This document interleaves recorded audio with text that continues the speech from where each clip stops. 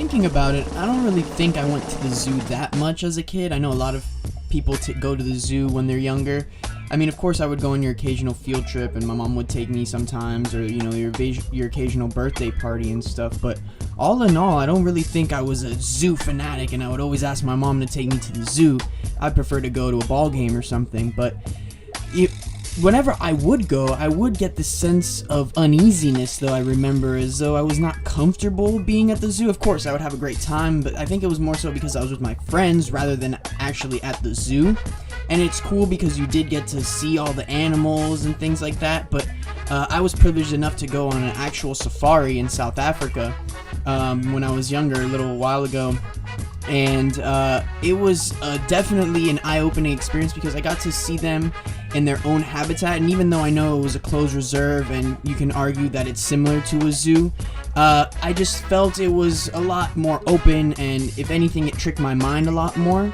And I really went in with this kind of skepticism when I spoke with my next guest, but I really am pleasantly surprised that coming out of it, I think I got a changed mindset, and he convinced me otherwise, because I felt the zoo didn't do its part enough in nature conservation, or I kind of felt that the animals, I felt bad for the animals. They're just trapped. They're not in their natural habitat. But my next guest definitely made me realize certain things, and obviously talking with Ron McGill before as well. So I wonder if my next guest can change your mind too.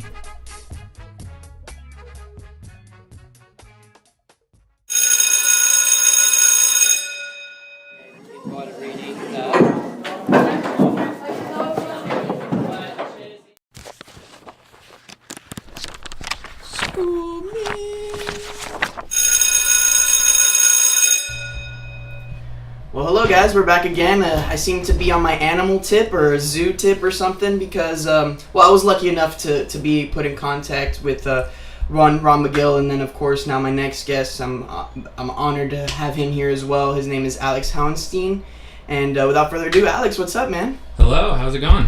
Pretty good, man. So I got to talk to you a little bit before, just got to get a little bit to know you, and I was just curious, so just to let everybody know, so you're a zookeeper. Correct. But you were explaining to me that there's multiple zookeepers here, so what is your department? So here at Zoo Miami, we have a couple different departments set up amongst the keepers. So my actual area is what's called the pachyderm area. So we have the Asian elephants, the African elephants, the Indian rhinos, the black rhinos, and then we have some host stock as well with that. But I mean, there are other areas like the herps, which is like the reptiles and amphibians, and then we have like the carnivore keepers.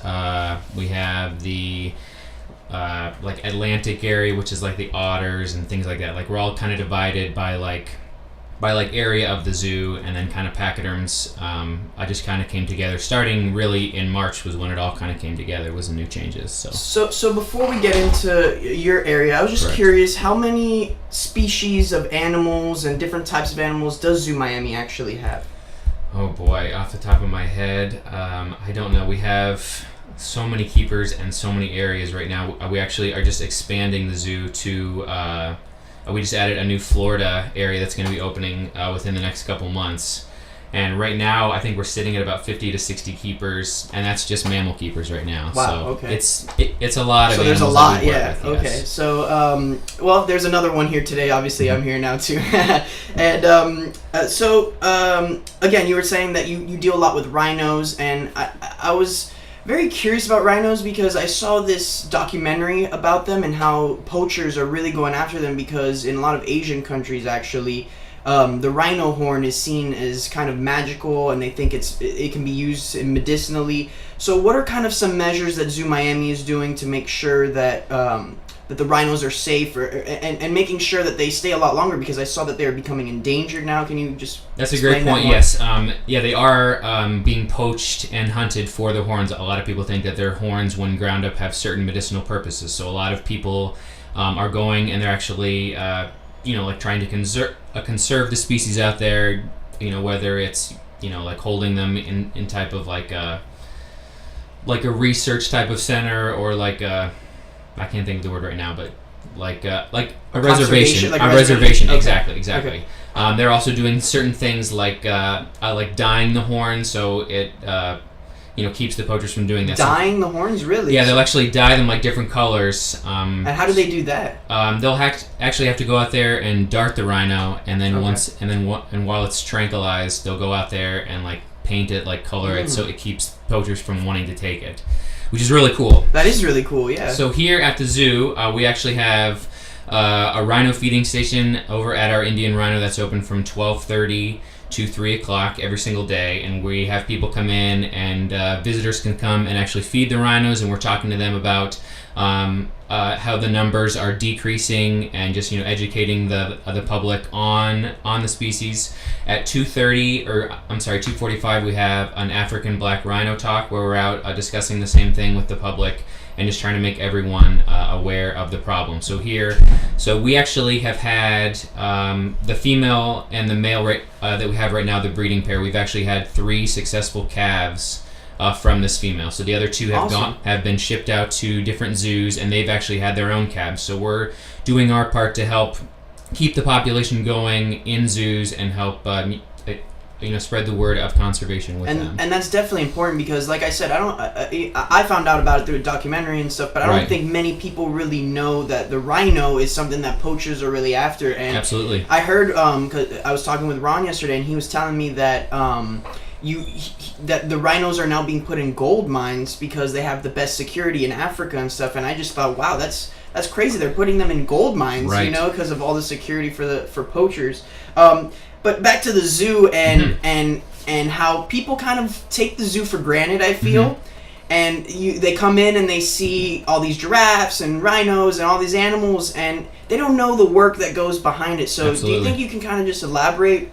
Tell us just what a regular day is for you, maybe, or what you do? I was telling you the animal collection that I work with, every single day, and we have anywhere from like 5 to 6, 7 keepers depending on the day working with all of those animals. So usually we just split up into teams where half of us are going to work the elephant side, and then the other half are usually working the rhino side. I'm usually working the rhino side. So we start off and we're at the one rhino section, and we're shifting them off exhibit or onto exhibit depending if we kept them into holding or not, or if they were out on exhibit overnight, just depending on the day. So we're doing a lot of cleaning with them. We're doing observations, checking on them, making sure that they're doing okay. Did they eat all their food? Is their fecal normal? All things like that. Did they drink water? We check all that every single day, a couple times. So we're doing that, shifting them and getting them ready to be on exhibit for the day, and then usually giving them like an AM food, like a morning food, and then putting the rest of the animals out there, out on exhibit. And then we're pretty much doing the same thing over at the other rhino area where, we're bringing them in, cleaning their exhibits. We're doing any pools, things like that. This is usually the time, if we do have time to do like training things, like some of our rhinos we're able to take blood from, and we have them, lined up. We have them what's called target trained, where they'll come in with us and we'll hold them so the keepers can shift the door, so it's a safer environment to shift them in and out. So we do a lot of training, things like that. We also put out a different like snacks and treats for them out there on their exhibit. And we also do what's called enrichment, which is like different things that we put out there on their exhibit to kind of enrich their day. We do things like mud puddles. We'll spray different colognes and like different like spices and things out there. We'll hide their food. We'll do different things like that just to kind of make them happy. We have these large like rubber boomer balls that we'll put out there that they'll go around and play with and push around in the pool. So we're doing all that in the morning, getting all that set up, making sure everybody's out on exhibit for the day. And then after lunch, it's pretty much, getting more diets, getting extra hay, cutting what we call browse, which is like different trees and stuff like acacia, oak, mahogany, banana tree, things like that. That we feed most of the larger animals like the elephants and the rhinos. So we're cutting that, and then we're pretty much doing the opposite of what we did in the morning. We're bringing them in, kind of setting them up for the evening, giving them their evening food, their PM, and stuff like that. So it's a pretty long day. Yeah, I can see that, and it seems that you guys have to have that balance of keeping them safe and Absolutely, yes. and having all their nutrition and everything, but also it seems that you guys are worried about their attitude, their psychology as well, keeping them happy with the rubber balls and cologne. Can you explain that a little bit more? I mean, we get different like spices and like old colognes and perfumes, whether they're from the keepers or we have like people like donate stuff, and we just spray them out there. Wow, that's okay. And they seem to really like it, but. I mean, just to touch on that. So, I mean, when we're like shifting them in and out, and when we're feeding them, I mean, like if we notice that an animal, has eaten all of his food for 2 weeks straight, and for some reason now, like didn't drink enough water, wasn't eating that much, is shifting really slowly, that's a big cue to us that something's wrong. Exactly. So I mean, we're paying attention to every little thing, so it's very easy for us to pick up like if something's bothering them, because we're with them every single day. So is the rhino more difficult than the elephant, or? Oh, I mean, that really honestly just okay. I mean, it just depends on the day. I mean we really just work so hard on the training aspect, especially lately, where we're getting them to shift to a target and come to us for food, which has made things a lot easier. So that's something that we're really working on right now as far as safety and stuff. But all animals just like us have their bad days. Some of them they're gonna take an hour to shift where normally they'd be fine. It just kind of depends on the day, really. Depends on the day. Yeah. And so is there something that maybe people might not know about rhinos or elephants that you think would be cool for people to know?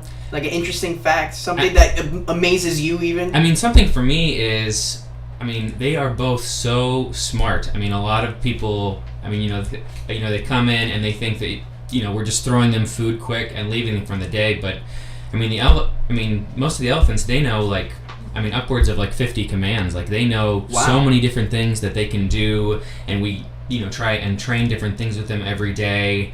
And that's what amazes me. I mean, being able to like shift in a rhino, have them trained to line up, lift their foot, or like open their mouth, or like if we were to like take blood from their ear or from their feet. I mean, things like that. Like, for such a large animal, that's what amazes me. Wow. Okay, I didn't know any of that. So, and so, what is the biggest problem the zoo faces today in terms of those animals that you see?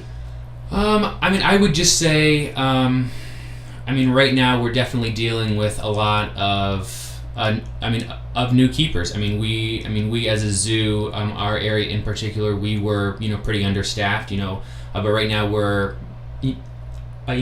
we've added a lot of of new keepers, so we're getting them all trained.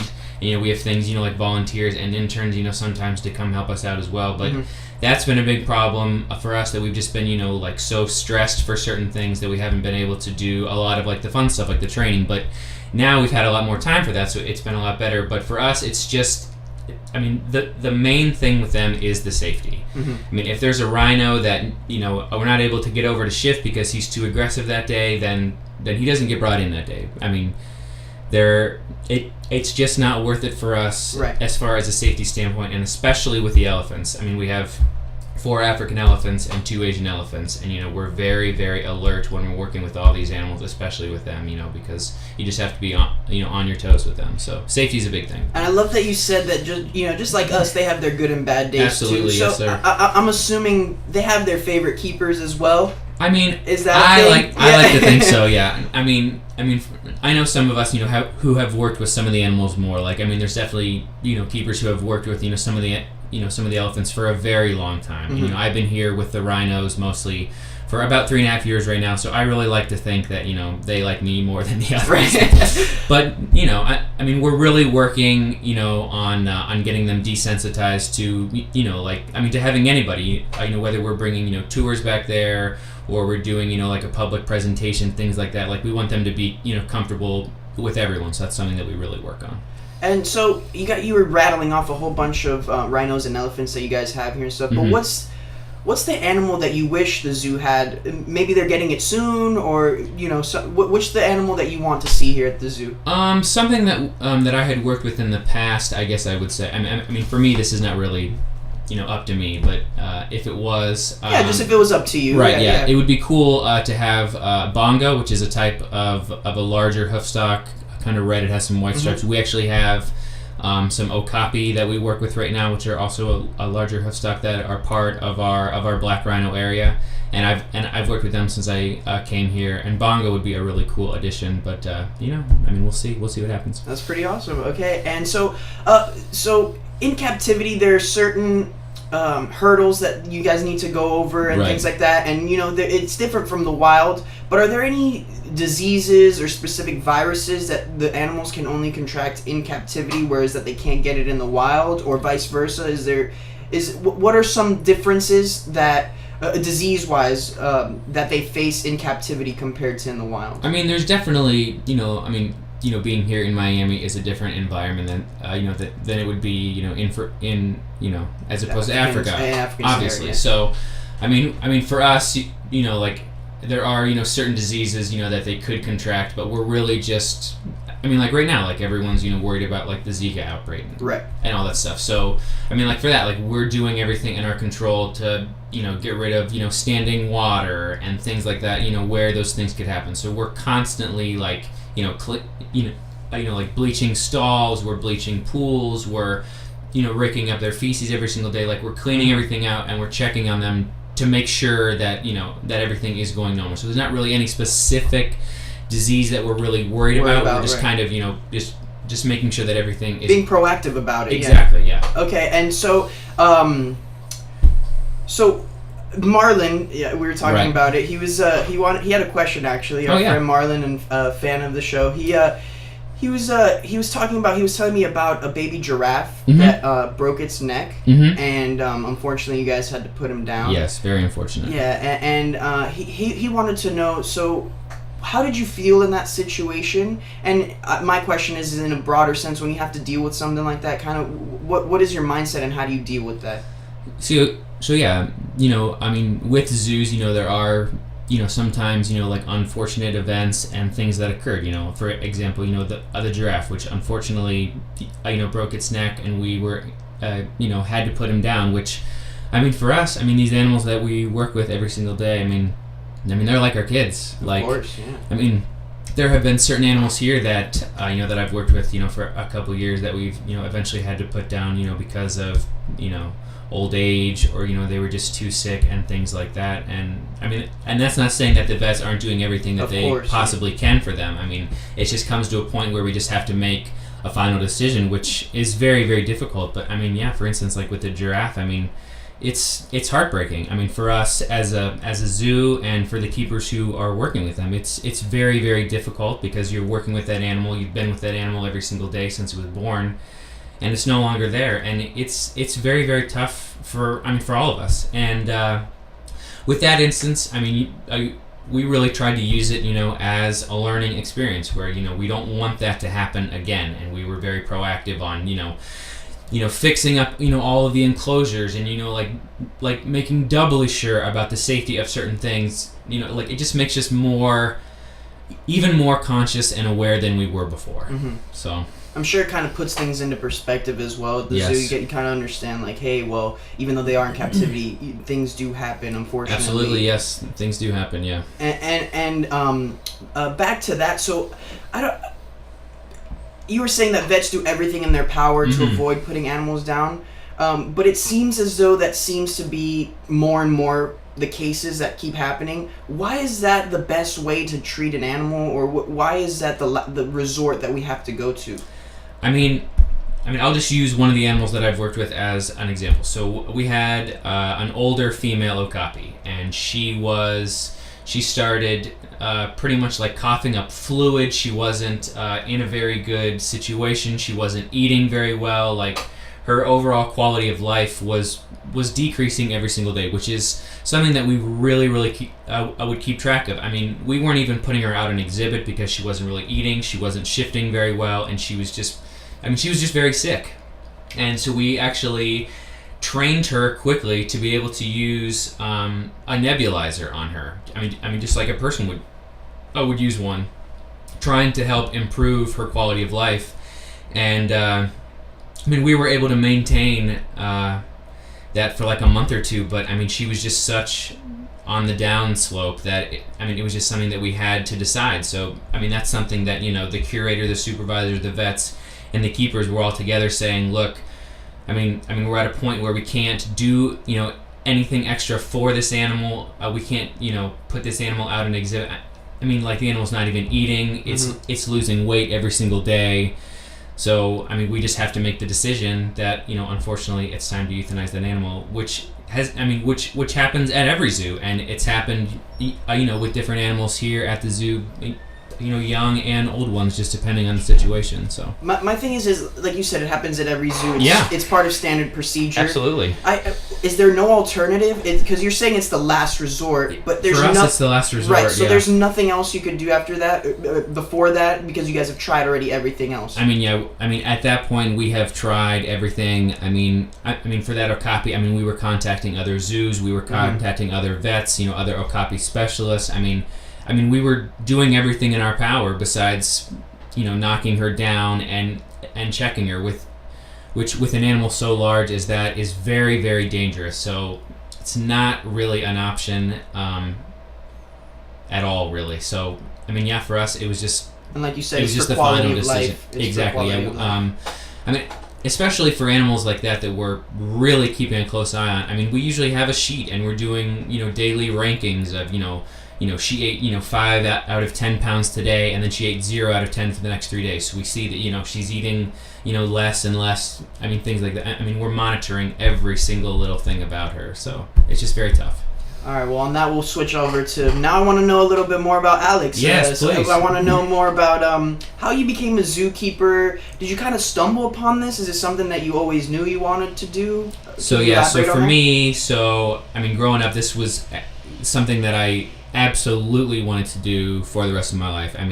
I had, animal, pictures, stuffed animals. Like, I was always, talking about animals as a kid. Like, it was something that I was... pretty much obsessed with it. Like a lot of the keepers here.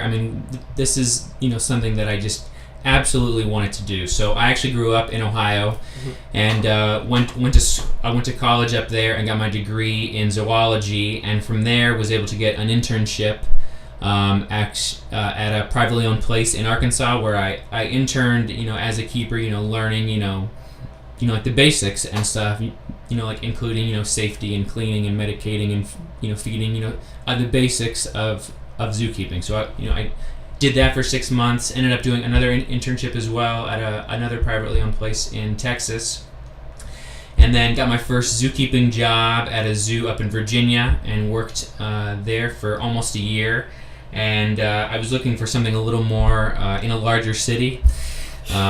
So I applied for a job here at Zoo Miami, I guess now, like I said, about 3.5 years ago, and was lucky enough to get hired. And I love it here. I have worked with a whole bunch of different animals while I've been here. Worked with a lot of great keepers, and I've definitely seen, the improvements, like of different things that I had mentioned before, like the training and the enrichment and overall quality of life of certain animals, like improving exhibits, things like that. So, for me, it's been a really cool experience, going 5 years ago to, to now, like all the things that I've learned and all the different, situations that I've, been put in and stuff. And, I love it. I don't want to do anything else. So. That's awesome. Yeah, I could tell it was your passion. Yeah. And so I'm going to say a blanket statement here. Yeah. Tell me if I'm wrong, but you obviously prefer working with animals more than people. I know you work with people. But why do you think, or what is that inclination of yours that you prefer to interact more with animals than with people? For me, it's not that I don't, enjoy talking with, people and the public. I just... Right, and I didn't mean to say no, that. Yeah, no, I understand. I just always felt like I had, like, a bond, like, with the animals. Like, when you're doing, like, training with an animal, every single day, and they, like, finally are able to do the correct behavior, like, that's really exciting, for me and for the other keepers. Like, it's something that I'm really... am passionate about and want to be around, but I do enjoy doing, like, the public speaking talks and doing things like this interview with you, like help, like, telling people that, like, we're doing really cool stuff here at Zoo Miami, and like people should come visit, like people should come and like feed a rhino and hear us talk about the elephants and the rhinos. Like, it's really cool stuff. Definitely.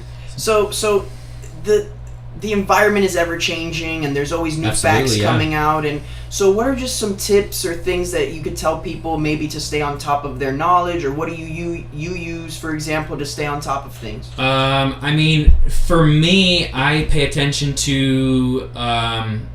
So like Zoo Miami is part of what's called AZA, which is the Association of Zoos and Aquariums. So being a part of that, I mean, you guys can actually pay and be a member, or you can just simply read their website. But I mean, they have different articles and updates on different things going on in the zoos and things like that. So so like I keep like up on that. I actually just went to a conference about a couple months ago about giraffe and okapi, and met a lot of different keepers and curators and different like owners of different zoos. So like I keep in contact with a lot of them, and like ask them like hey, like we had this idea for this enrichment for this giraffe, like have you guys tried this, or what is your new training methods that you guys are doing for your okapi, things like that we're like we're trying to make it a whole like interconnected web where we're like keeping in contact with other zoos. And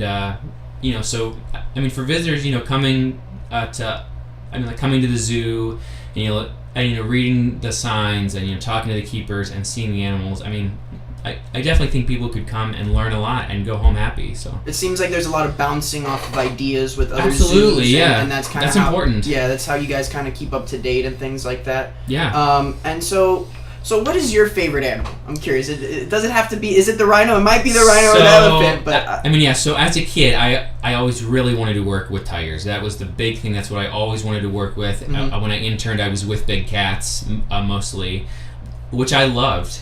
And then when I got my first job, I was working with rhinos, and I just kind of fell in love. And we have, right now, 5 rhinos out in our pachyderm area, and they're all so, like, unique, and it's so exciting to work with them. So for me, I mean, that's my favorite. But, I mean, getting, new experiences, with, the elephants, and, sometimes we're able to learn other areas. I mean, things like that, like, I mean, it's definitely different because you're kind of stuck in, one way where, like, I've been working with this rhino forever, and now I'm going to be working with this, but for me, I mean, it's really cool, so I'm really excited about, gaining new experiences and stuff, but the rhinos... Those are my babies, yeah. Okay, so obviously my next follow-up question is, what's your least favorite animal to work with? Oh, boy.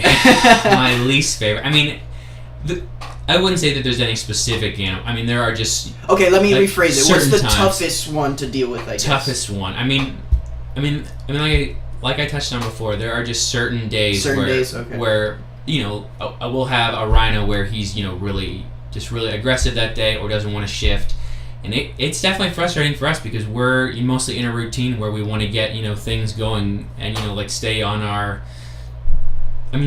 stay on our routine and get things done. But right now in the pachyderm area, we have 1, 2, 3, 4, 5, 6, 7, 8 different species of animals. So, so we're working with a whole bunch of different stuff, and we're doing different things with them every day. So, I don't want to say that I have a least favorite, but there are definitely some days where I get pretty frustrated. But definitely, like everybody, it's with everybody. So.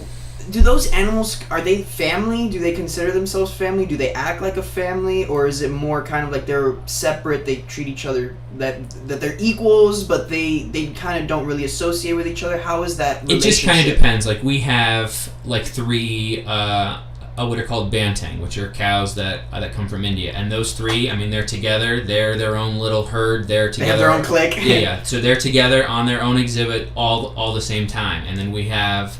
a couple of what are called Garanek, which are like a really skinny type of antelope, and we have a herd of them, and they're usually all together. So they're getting shifted onto exhibit together, and they're getting brought in together. They eat together. So certain things like that.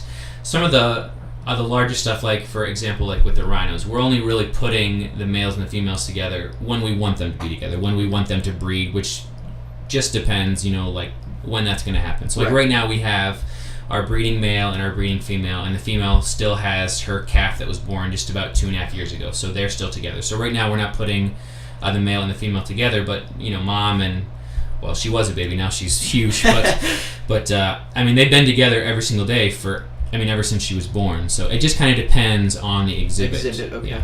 And so, final question: Mhm. if you have any advice or any, like I said, tips or anything for anybody who wants to be a zookeeper, what would you tell someone, or what would you tell yourself even when you were younger? Now that you're a zookeeper. I mean, for me, doing things like volunteering at a zoo or an animal shelter, or like going to a zoo and talking to a zookeeper. Like, I remember traveling around and going to like the San Diego Zoo and different zoos and just asking them, like, how did you get this job? And I mean, like, everybody's story has been different, but most zookeepers now, they definitely need a college degree, whether that's in biology, wildlife science, zoology, certain things like that. Seems to really help. But I know a lot of the keepers here, definitely had to do, interning, volunteering, like unpaid stuff to get the experience to be able to get a job. Most zoos won't hire keepers that haven't, assisted, in certain things or been a part of it. So for me, I would really, advise to, contact your local zoo. I mean, like here at Zoo Miami, we're always taking volunteers, and we have intern programs with different departments that we run every couple months where they come and they learn how to be a zookeeper. And especially when we have like those volunteers and interns and stuff, they come in and they're excited. I mean, like our buddy Marlon, he's coming in and saying like, I'm interested in this. So I'm saying like, here's what you need to do. Here's how I did this. And I mean, like, we're here to help you guys out. I mean, like, because I was in that spot before, volunteering, not getting paid, and struggling. And, it really helped having people say like, like, check this website, or get in contact with this person and volunteer, and then you start hearing about different jobs. And I mean, it's definitely tough. It's a tough field to get into because there's a lot of people who just hey, I want to work with koalas and stuff, but not everybody can. So having that extra edge of volunteering or doing internships or things like that really give you an advantage. So, like Alex is saying, you got to get out there, got to get your boots dirty, got to get your hands dirty, intern as much as possible, network as much as possible. I feel that's key in almost every aspect and profession. And again, thank you, Alex. I really appreciate you taking your time out, and thank you. I really appreciate it. Thank you.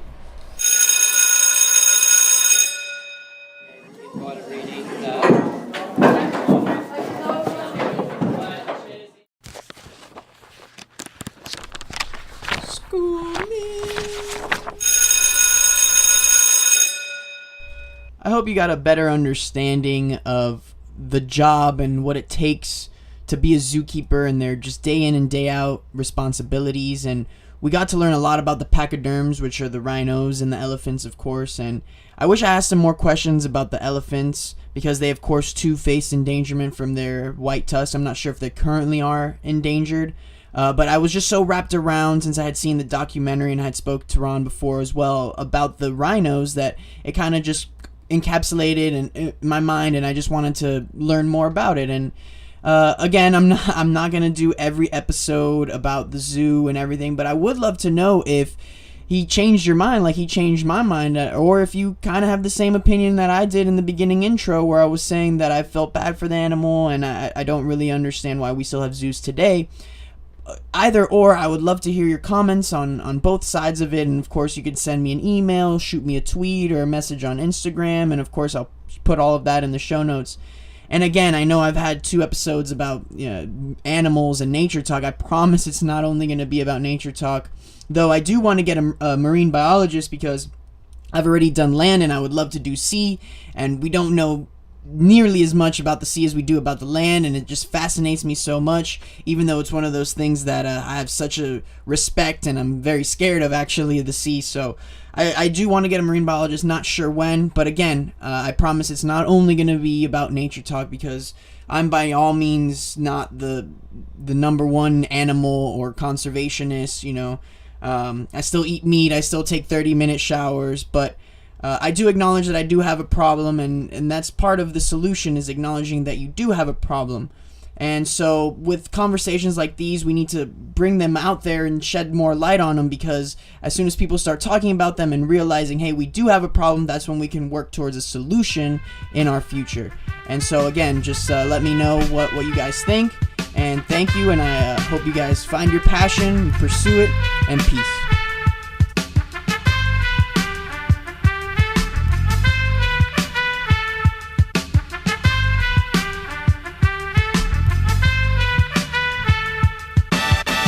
Know you like that, you wanna try that. It's like a flashback, so shake your ass crack. I got the boss to rock the salsa, funk a blueser, any groove to make you move, cause taking you to another landscape is my mandate. I'm highly animated, even though I'm decomposing, so if your feet is frozen, I'ma die to see you open. MC rhyme and the DJ spin, I want y'all to just get down. Now while the MC rhyming and the DJ cutting, I want y'all to just get down. And when the MC rhyme and the DJ spin, I want y'all to just get down. Now while the MC rhyming and the DJ cutting, I want y'all to just get down. Tap your toes and clap your hands. Come on, trace the globe and shake your pants. Just twist your hip and do the dip. Come on, shake and bake, do whatever it takes. Gravitational pull, I have you making a fool out of yourself on the dance floor, doing backspins, running man and more. Party down with vigor and candor. Come into the jam or look like a landlubber and do the aqua boogie, win lots of goodies, baby. Pop the Gucci while the turntables is talking to me. It's awfully groovy, seeing all the treasure and the booty. When the MC rhyme and the DJ spin, I want y'all to just get down. Now while the MC rhyming and the DJ cutting, I want y'all to just get down. And when the MC rhyme and the DJ spin, I want y'all to just get down. Now while the MC rhyming and the DJ cutting, I want y'all to just get down. Tap your toes and clap your hands. Come on, trace the globe and shake your pants. Just twist your hip and do the dip. Come on, shake and bake, do whatever it takes. I wanna get down lower than Atlantis, going toe to toe with an enchantress. Get funkier than Funkadelic wearing Pampers, while you eggheads is on the wall preparing answers, sharing transcripts, while we over here dipping and dancing, rhythm romancing, wallflowers, giving no action, nope. All hours we chillin' and maxin', so relaxing. Opposites attracting, I'ma toss my hat in, lost when the track spin, like I'm on a crack bench, jiggling and wiggling, freaking booty, speaking to the cutie, so belligerent. No religion, just funk the feed on, you'll feel reborn. Negativity, we just dead it like decorn. Better lift your feet and just measure the beat on the pulse when it respawn. Tap your toes and clap your hands. Come on, trace the globe and shake your pants. Just twist your hip and do the dip. Come on, shake your back.